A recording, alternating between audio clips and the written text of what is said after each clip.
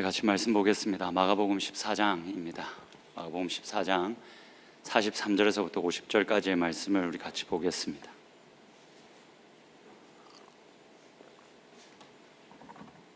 몇 절 되지 않으니까 같이 교독하면 좋겠습니다. 제가 먼저 읽고 여러분들이 읽고 이렇게 우리 교독하겠습니다. 제가 먼저 읽습니다. 예수께서 말씀하실 때에 곧 12 중에 하나인 유다가 왔는데 대제사장들과 서기관들과 장로들에게서 파송된 무리가 검과 몽치를 가지고 그와 함께 하였더라. 예수를 파는 자가 이미 그들과 고노를 짜이르되 내가 입맞추는 자가 그이니 그를 잡아 단단히 끌어가라 하였는지라. 이에 와서 곧 예수께 나와 랍비여 하고 입을 맞추니 그들이 예수께 손을 대어 잡거늘 곁에 서 있는 자 중에 한 사람이 칼을 빼어 대제사장의 종을 쳐 그 길을 떨어뜨리니라. 예수께서 무리에게 말씀하여 이르시되 너희가 강도를 잡는 것 같이 검과 몽치를 가지고 나를 잡으러 나왔느냐. 내가 날마다 너희와 함께 성전에 있으면서 가르쳤으되 너희가 나를 잡지 아니하였도다. 그러나 이는 성경을 이루려 함이니라 하시더라. 제자들이 다 예수를 버리고 도망하니라. 아멘.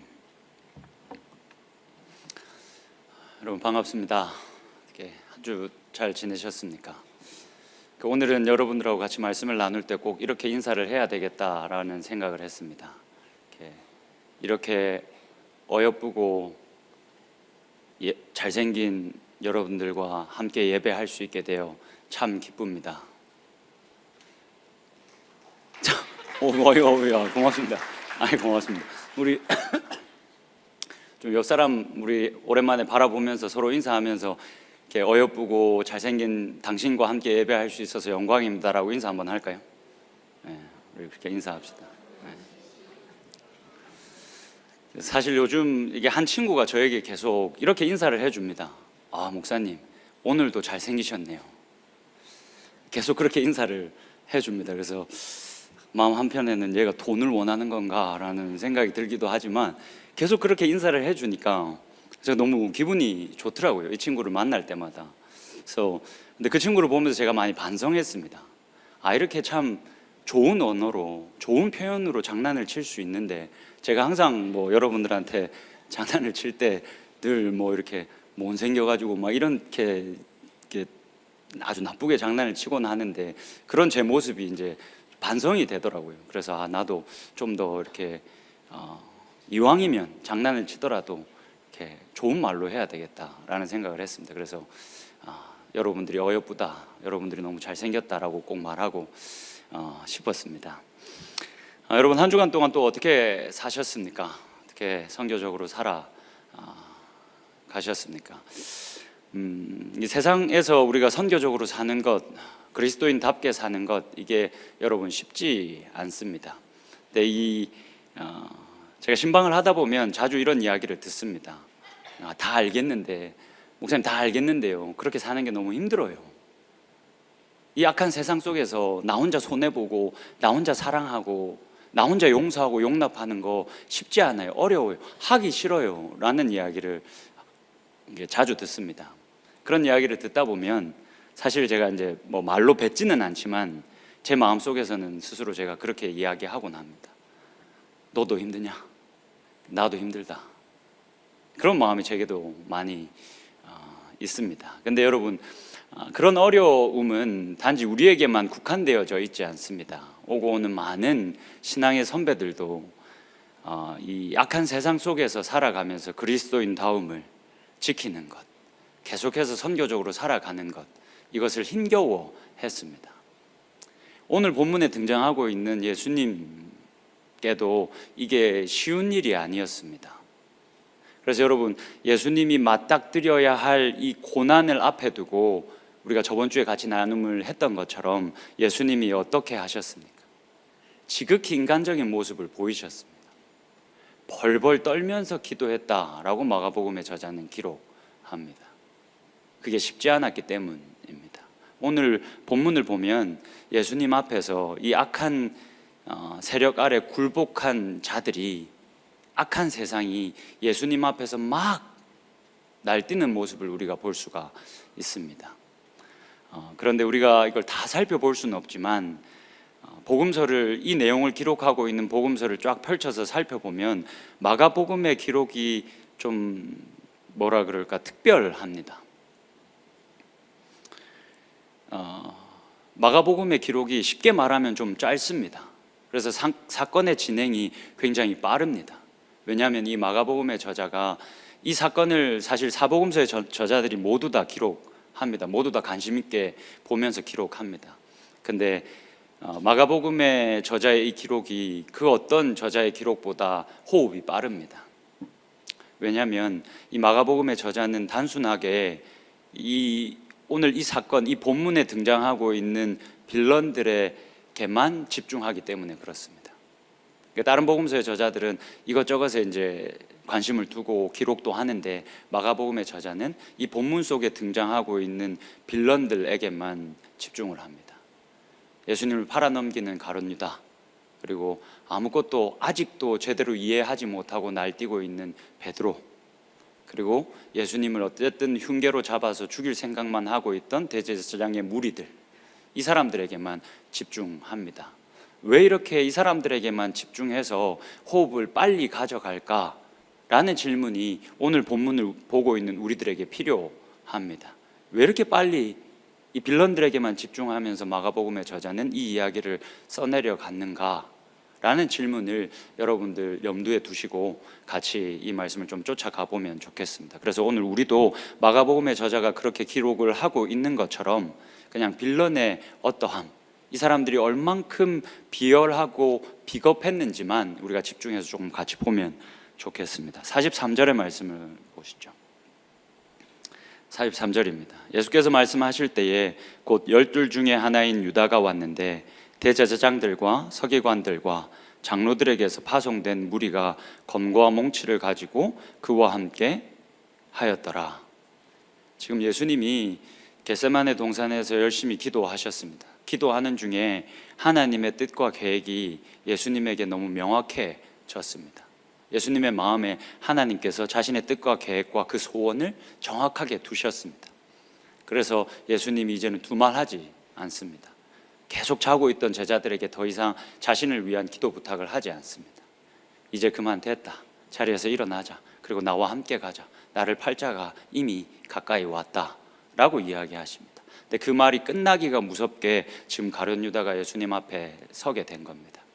근데 이 가룟 유다가 예수님 앞에 서면서 누구를 대동해서 누구와 함께 예수님 앞에 서 있습니까? 검과 몽치를 가진 자들입니다. 그러니까 이 칼과 몽둥이를 가진 자들과 함께 서 있는 겁니다.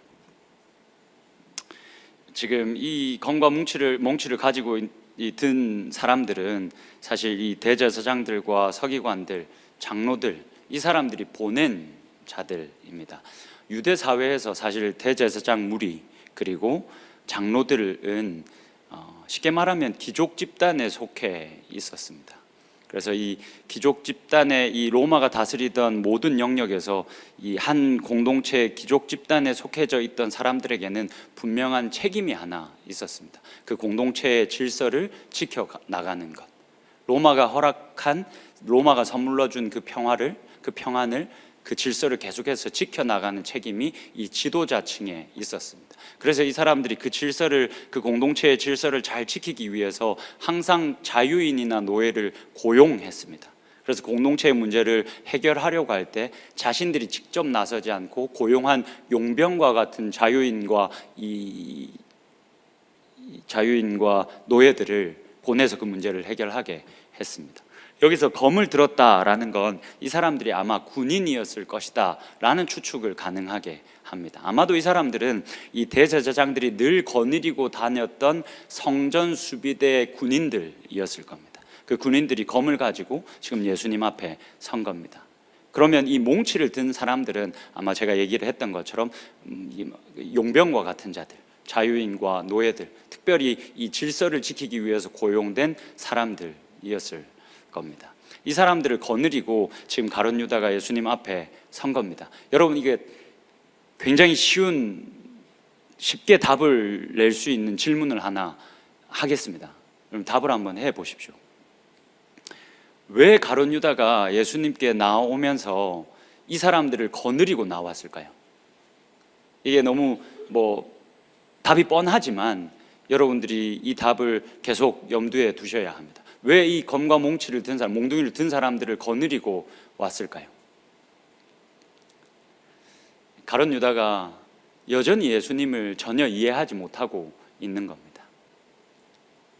가룟 유다는 자기가 12 중에 하나였던 자기가 늘 3년 동안 예수님을 가까이서 따랐던 자신이 그렇게 예수님을 배반해서 은 30세겔에 팔아버리면 예수님이 속이 뒤집어져서 본색을 드러내고 격렬하게 저항할 것이라고 예상을 했을 겁니다. 그래서 가룟 유다는 이 검과 몽치를 든 사람들이 필요했습니다. 그런데 여러분, 예수님이 어떻게 하셨습니까? 예수님은 이렇게 자신을 팔아넘기는 가룟 유다에게, 그리고 검과 몽치를 들고 나온 이 사람들에게 저항할 마음이 1도 없었습니다. 조금도 저항해서 그 상황에서 벗어나고자 하는 마음이 1도 없었습니다.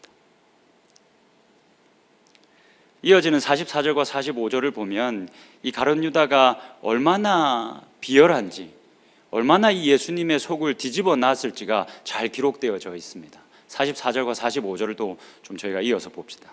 44절을 여러분들이 읽고 제가 45절을 읽으면 좋겠습니다. 여러분들이 44절 한 번만 읽어 주십시오. 같이 읽겠습니다. 시작.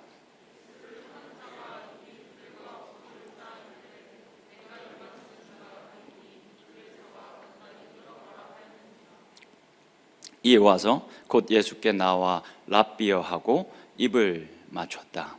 여러분, 가룟 유다가 예수님께 나왔습니다. 예수님을 부르면서 이렇게 불렀습니다. 랍비요.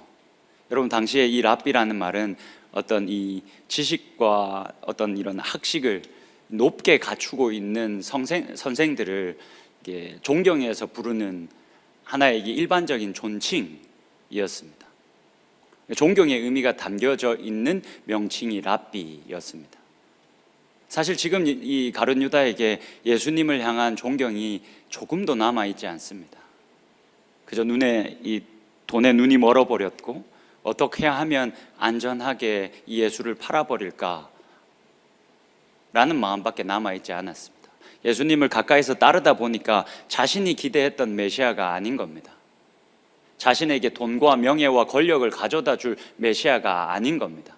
그래서 이미 그는 존경의 마음을 싸그리 다 버렸습니다. 팔아넘길 생각밖에 없었습니다. 근데 예수님께 나오면서 존경의 의미가 담긴 이 명칭을 사용하여 이렇게 부릅니다. 랍비요. 그렇게 랍비요라고 부른 다음에 어떻게 합니까? 예수님에게 입을 맞췄다라고 기록합니다.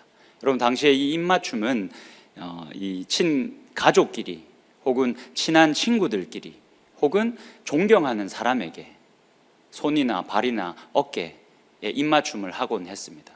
존경의 의미를 담아서. 사실 지금 예수님에게 이 가룟 유다는 이번뿐만이 아니라 그 전에 예수님과 함께 다니면서 종종 예수님께 인사하며 입맞춤을 했을 겁니다. 그 입맞춤을 변함없이 지금도 하고 있는 겁니다. 여러분, 왜 이렇게 랍비라고 부르며 예수님께 입을 맞췄습니까? 가룟 유다가 예수님을 존경했기 때문이 아닙니다.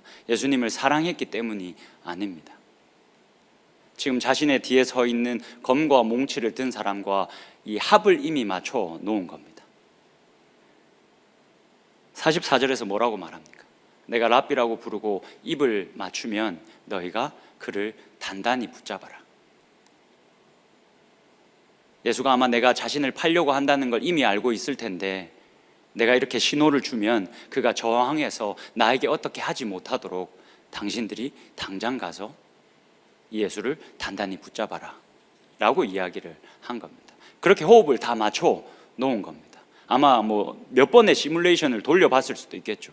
내가 이렇게 입 맞추고 이렇게 부르면 당신들이 바로 움직이십시오. 그렇게 비열하게 이 가룟 유다는 이 군인들과 용병들과 함께 합을 다 맞춘 다음에 자신 뒤로 싹 빠져서 자신의 목적을 이룹니다. 사실 이 마태복음이나 이 평행본문을 보면 예수님이 그 가룟 유다에게 반응하십니다. 친구야. 그러니까 이 가룟 유다가 입맞춤 하려고 올 때 예수님이 그렇게 말씀하십니다. 친구야, 내가 네가 뭘 하려고 하는지 안다. 네가 하려고 하는 것을 행하라. 사실 예수님은 다 알고 계셨습니다. 지금 그것을 속이기 위해서, 감추기 위해서 랍비라고 부르고 입맞춤하고 있지만 이 가룟 유다의 마음에 검은 이 마음이 가득 자리 잡고 있었다는 것을 예수님은 이미 알고 계셨습니다. 속이 뒤집어질 만도 한데 아주 가까이에 있던 자가 자신을 지금 아주 비열한 방법으로 팔고 있기 때문에 속이 뒤집어질 만도 한데, 그런 비열한 악한 세력 앞에서 예수님이 요동하지 않으십니다. 예수님이 반응하지 않으십니다. 그냥 그가 그렇게 배신하도록 내버려 둡니다.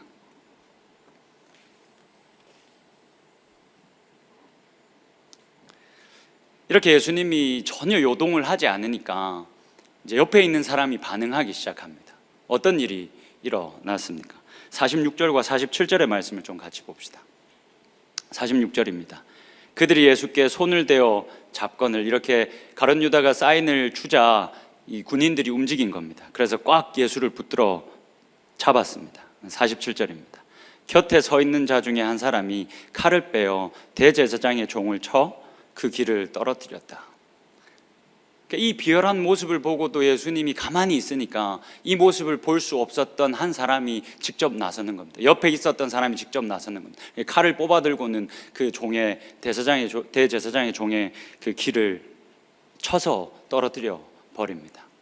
마가복음은, 그리고 마태복음과 누가복음은 이 사람이 누구였는지에 대해서 언급하지 않습니다. 근데 이 마가복음의 기록과 가장 대조적인 기록을 보이고 있는 요한복음에서는 정확히 이 사람이 누구였는지, 그리고 누가 기가 잘려 나갔는지, 그리고 예수님이 어떻게 반응하셨는지에 대해서 다음과 같이 기록합니다. 요한복음 18장 10절에서부터 11절입니다.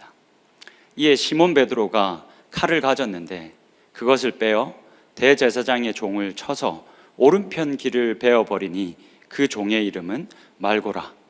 예수께서 베드로더러 이르시되 칼을 칼집에 꽂으라.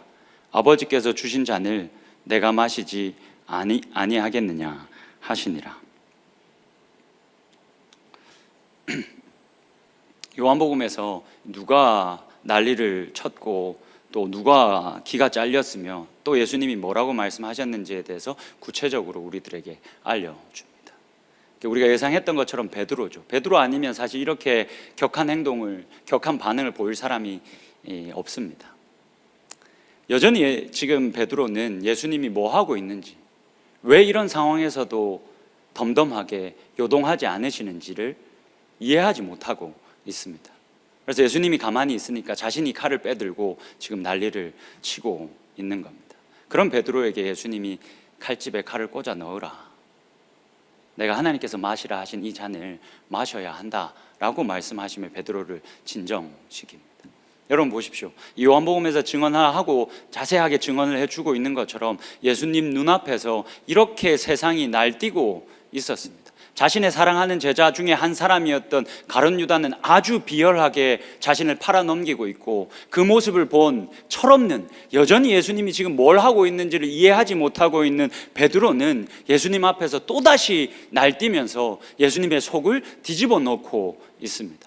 그런데 마가복음의 저자는 예수님이 그런 가룟 유다에게 시선을 빼앗기지 않았고 그런 베드로에게 마음을 빼앗기지 않았다라고 우리들에게 기록하고 있습니다. 우리들에게 그렇게 말하고 있습니다.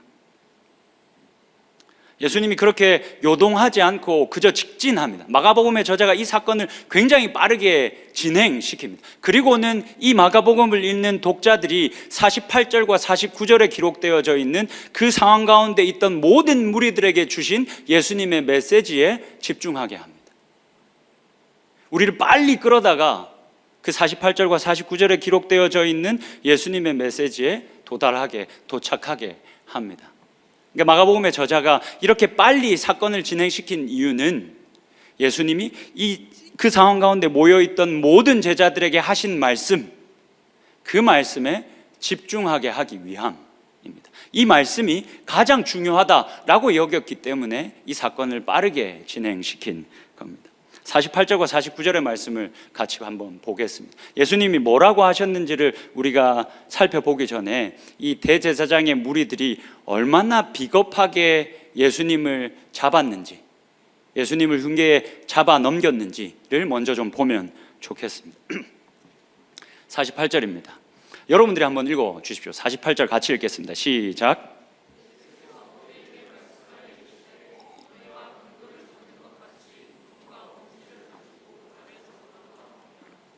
49절입니다.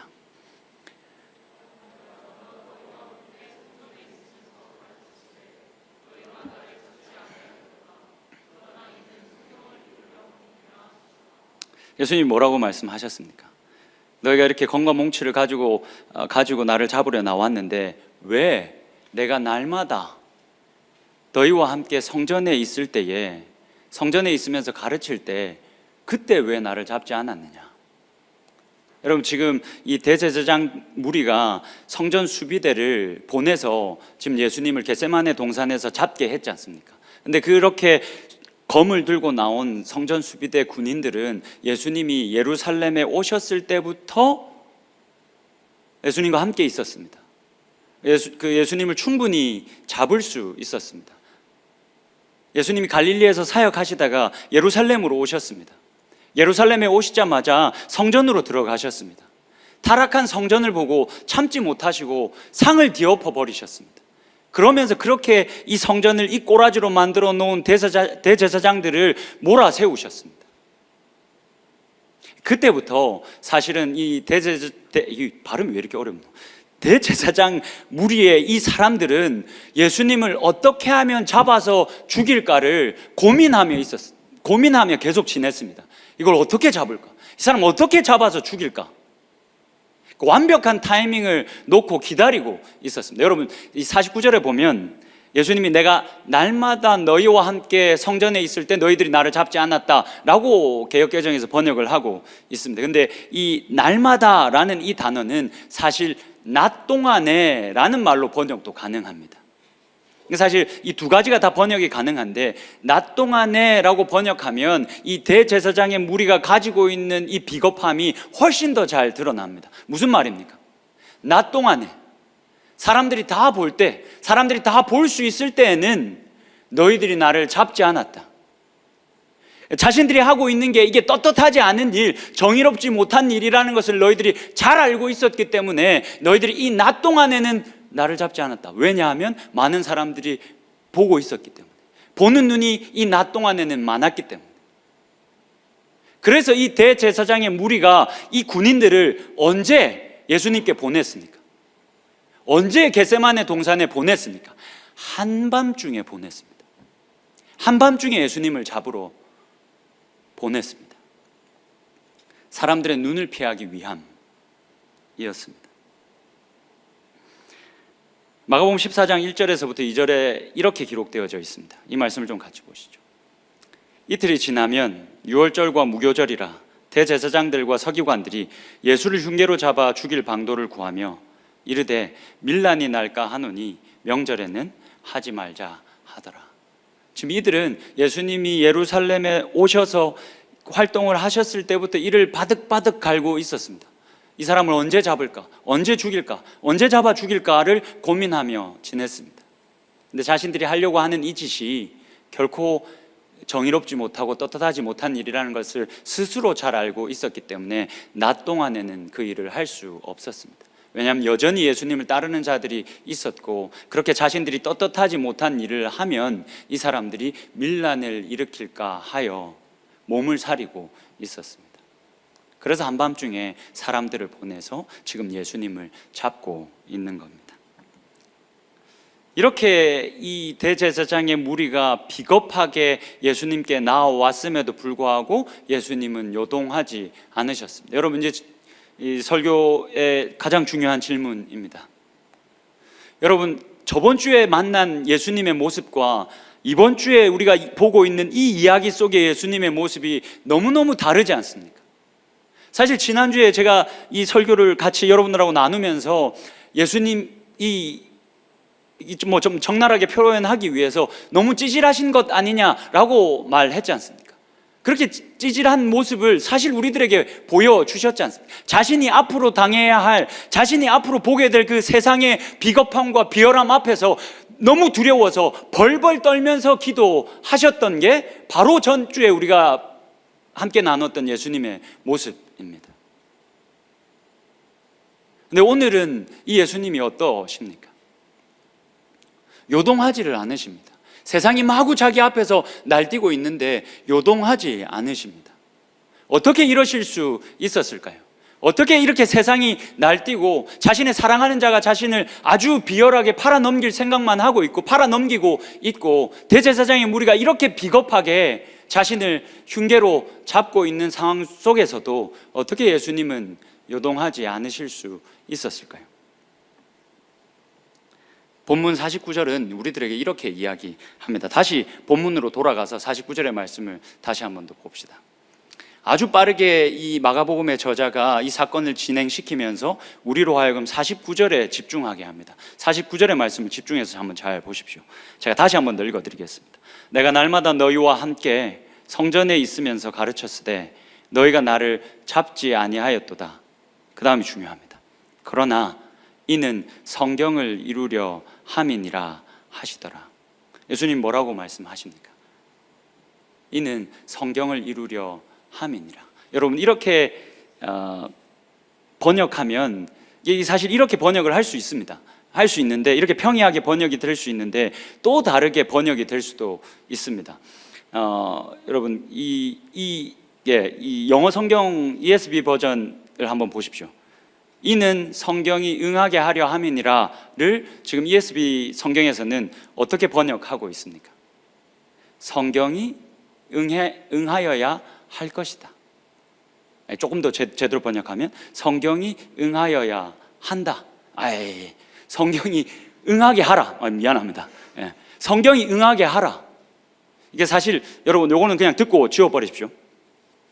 이 문장이 그 헬라어의 희나 가정법으로 되어져 있습니다. 근데 이 헬라어 희나 이 가정법은 어떻게도 번역이 된 어떤 의미도 전달할 수 있냐면 간접적인 명령과 권고도 전달을 할 수가 있습니다. 그래서 여러분 요한복음 13장 보면 그 너희가 서로 사랑하라 이거 명령이지 않습니까? 간접적인 권고이지 않습니까? 너희가 서로 사랑하라. 이것도 사실은 이 문장에 사용되어진 이 용례와 똑같은 용례로 쓰여져 있습니다. 희나 가정법이 쓰여져 있습니다. 그러니까 이 성경 본문 이 부분도 사실은 이는 성경이 응하게 하려 함이라 라고 평이하게 번역할 수 있지만 만약 이 가정법이 지금 이 간접적인 명령과 권고를 전달하는 표현으로 사용되어질 수 있다라고 본다면 지금 예수님이 뭐라고 말씀하시냐면 성경이 응하게 하라 라고 선포하고 계신 겁니다. 하나님이 이 예수님에게 자신의 뜻과 자신의 소원과 자신의 계획을 그 마음 안에 두셨습니다. 그 하나님의 소원을 행하게 하셨습니다. 그리고 예수님이 아셨습니다. 결국에는 이 하나님의 뜻과 계획이 이루어질 것이다. 나의 아빠 아버지 되시는 그 전능하신 하나님, 가장 높은 곳에 계신 그 여호와 하나님이 자신의 뜻과 계획을 나를 통해 이룰 것이다 라는 게 확실해졌습니다. 그래서 뭐라고 말합니까? 그래서 명령하고 그렇게 선포하고 있는 겁니다. 성경이 그 하나님의 뜻이 하나님의 계획이 성취되게 하라. 그 하나님의 뜻이 성취되게 하라 라고 이야기를 하고 있는 겁니다. 여러분 말씀을 좀 마무리하겠습니다. 우리가 그리스도인으로 살아가는 것, 이 악한 세상에서 그리스도인으로 살아가는 것 우리 모두에게 쉬운 일이 아닙니다. 예수님에게도 그러하셨습니다. 우리를 어떻게든 넘어뜨리고 우리를 어떻게든 쓰러뜨리려고 하는 그 악한 세력이 늘 우리를 덮쳐옵니다. 예수님에게도 그런 시험은 계속해서 있어 왔습니다. 여러분 우리가 그런 시험 앞에서 어떻게 예수님처럼 담담할 수 있겠습니까? 어떻게 요동하지 않을 수 있겠습니까? 세상에서 만나는 이런 시험과 고난과 고뇌는 비단 우리만 겪고 있는 문제가 아니었습니다. 1세기를 살아가던 우리 믿음의 선배들도 이와 같은 고민을 다 안고 살아가고 있었습니다. 내가 믿음을 지키려고 하니 로마와 그리고 자신이 속한 이 공동체에서 핍박과 이 조롱이 너무너무 심한 겁니다. 그래서 이들이 믿음을 지키는 게 쉽지 않았습니다. 그래서 바울이 고민했습니다. 그렇게 세상에 던져진 이 그리스도인들, 이 하나님의 사람들이 어떻게 믿음을 지키면서 계속해서 그리스도인답게 선교적으로 살아갈 수 있을까를 늘 고민했습니다. 그렇게 힘겨워하는 하나님의 백성들을 보며 바울이 마음 아파했습니다. 그래서 그들에게 바울이 이처럼 권면합니다. 이 말씀 우리가 마지막으로 보고 마무리합시다. 빌립보서 2장 12절에서부터 13절 말씀입니다. 잘 한번 들어보십시오. 그러므로 나의 사랑하는 자들아, 너희가 나 있을 때뿐 아니라 더욱 지금 나 없을 때에도 항상 하나님의 말씀에 순종하여 두렵고 떨림으로 너희 구원을 이루라. 너희들이 힘들겠지만 그 악한 세상에서 너희들을 향해서 그 악한 세상이 너희들을 넘어뜨리고 쓰러뜨리려고 그렇게 달려들 때 힘들겠지만 두렵고 떨리는 마음으로 하나님의 말씀에 항상 순종하여 너희의 구원을 이루라. 무슨 말입니까? 그리스도인 다움을 잃어버리지 말라. 안 되겠어요. 못하겠어요. 힘들어요. 그러면서 낙심하고 절망해서 쓰러지지 말고 또 쓰러지고 또 넘어지겠지만 다시 한 번 더 일어나서 너희들의 구원을 이루라. 그리스도인 다움을 잃어버리지 말라라고 권고합니다. 그렇게 부탁합니다. 13절입니다. 13절에서는 뭐라고 말합니까? 너희 안에서 행하시는 이는 하나님이시다. 너희 안에서 일하고 계시는 분이 하나님이시다. 자기의 기쁘신 뜻을 위하여 너희에게 소원을 두고 행하게 하신다. 그럼 바울이 뭐라고 이야기합니까? 하나님께서 너희들에게 이미 하나님의 그 기쁘신 뜻과 하나님의 소원을 너희 마음 가운데 두셨다. 그렇게 그 마음과 그 뜻과 그 소원을 하나님이 두셨을 뿐만이 아니라 너희 안에서 그 소원을 이루시기 위해서 하나님이 일하신다. 그 크신 하나님이, 그 전능하신 하나님이 일하신다. 그러니 힘들겠지만, 자주 넘어지고 쓰러지겠지만 포기하지 말고 일어나서 너희들이 받은 그 구원을 이루라. 여러분, 우리가 이번 여름 태안과 필리핀, 물론 사정이 있어서 가지 못하신 분들도 많이 있지만 우리가 태안과 필리핀을 다니면서 확인했지 않습니까?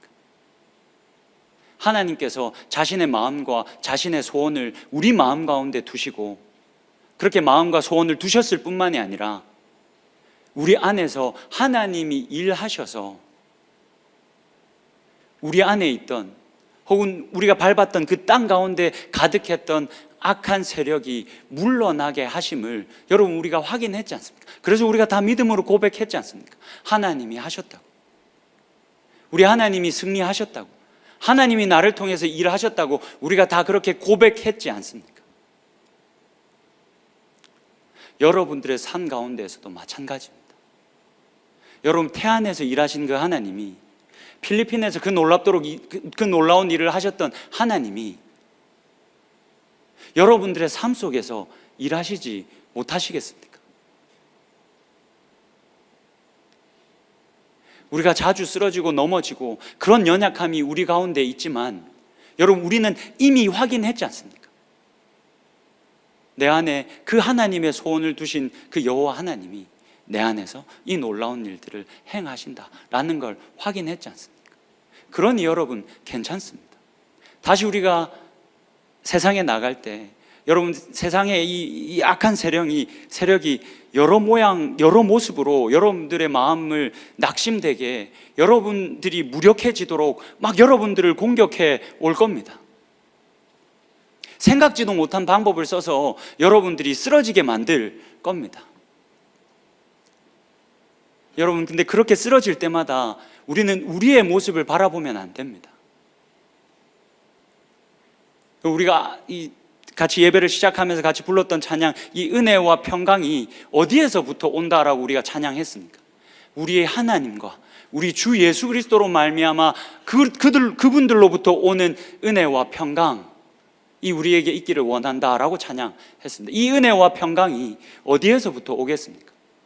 여호와 하나님으로부터 옵니다. 그러니 연약한 우리의 모습이 아닌 내 안에서 소원을 두고 내 안에서 일하시는 그 여호와 하나님, 그 뜻이 나의 삶 가운데서 반드시 이루어질 것이다. 예수님의 삶 가운데서 그 하나님의 뜻이 반드시 이루어지게 하셨던 것처럼 그 확신을 예수님 마음 가운데 넣어주셔서 이 세상이 뛰노는 중에서도 담담하게 요동치 않고 그 길을 가셨던 예수님처럼 나의 삶을 그렇게 만드시고 나로 말미암아 예수님이 열매를 많이 맺으신 것처럼 열매 맺게 하실 것이다 라는 믿음을 가지고 살아갈 수 있는 저와 여러분이 될 수 있기를 소망합니다.